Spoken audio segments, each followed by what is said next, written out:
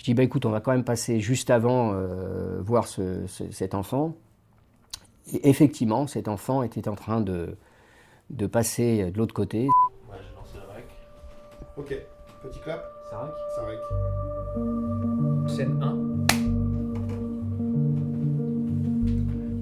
Je m'appelle Olivier, pédiatre, et j'exerce la pédiatrie depuis 34 ans. L'exercice de pédiatrie est une spécialité complètement différente. On n'est pas dans une relation binôme entre un patient et le médecin.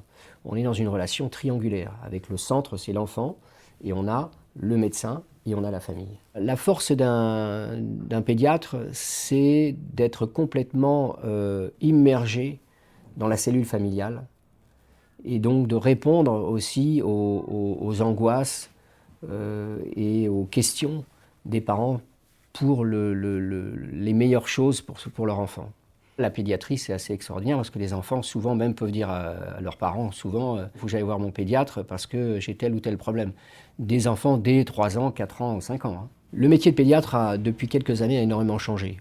On a besoin d'une qualité de vie professionnelle pour le médecin, pour le pédiatre que je suis, parce qu'on a une activité extrêmement intense et avec beaucoup de disponibilité, et en même temps une adaptation pour les familles. On a un besoin d'être disponible aux horaires et à la demande de la patientèle. Donc sur certains jours et surtout des horaires bien précis que les parents demandent.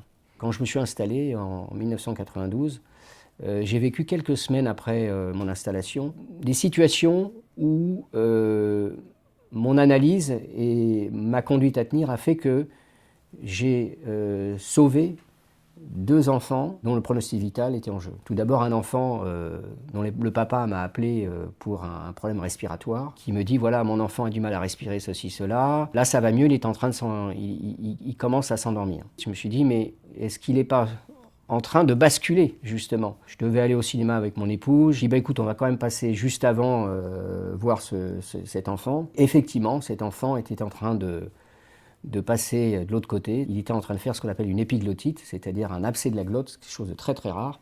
Et cet enfant a été sauvé avec une intubation et une ventilation et ensuite une prise en charge anti-infectieuse. Je suis un pédiatre différent dans le sens où je suis quelqu'un d'extrêmement sensible. Qui a une volonté de me mettre à la place des parents et de considérer chaque enfant comme si c'était mon enfant.